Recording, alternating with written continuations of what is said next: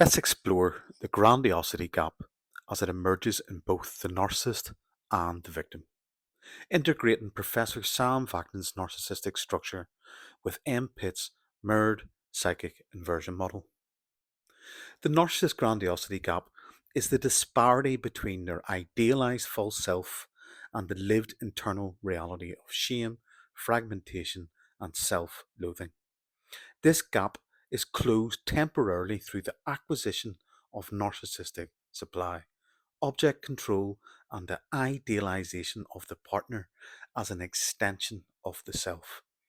However, the moment the partner reflects autonomy, flaws, or limit, the narcissist begins to split and devalue, a reenactment of failed separation individuation with the mother. Sam Vaknin explains that the narcissist must discard the partner to achieve simulated individuation. Devaluation is the mechanism that creates distance, symbolic separation, allowing the narcissist to temporarily reclaim control over the grandiosity gap. In truth, the narcissist is terrified of this gap. It invokes abandonment trauma and annihilation anxiety. Thus, he offloads the shame onto the partner, who becomes the bad object, the new container of the narcissist's unacceptable affect. In Empit, the victim's grandiosity gap emerges not as a permanent internal structure, but as a trauma induced collapse into symbolic narcissism. The victim's redeemer ego is initially fueled by idealization, both given and received, creating a pseudo false self that promises healing through attachment. When the narcissist gaze activates this structure, the victim merges their unresolved wounds with the projected fantasy. The reward is temporary omnipotence. I am the one who will heal them, redeem them, be chosen by them. However, when the narcissist begins devaluation, the victim's own grandiosity collapses. The collapse is unbearable. The internalized hope for redemption is now seen as delusion, weakness, and shame.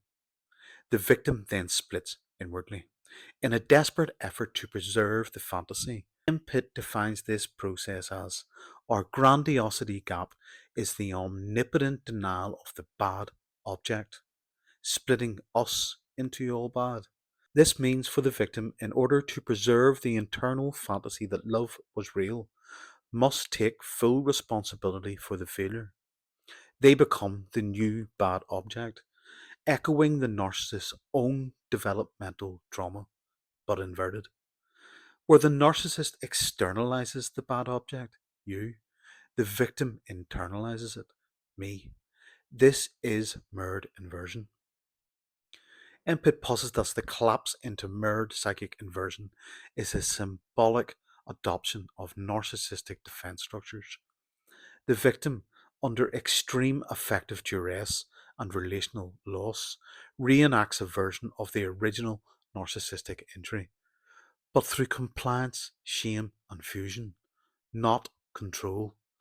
They sacrifice the truth self for a pseudo false self, one that pleads, performs, or disassociates in the hope of preserving a love that truly never existed. In this structure, both parties are now operating under the same fundamental psychic illusion, a shared fantasy driven by unresolved grandiosity, abandonment terror, and object confusion.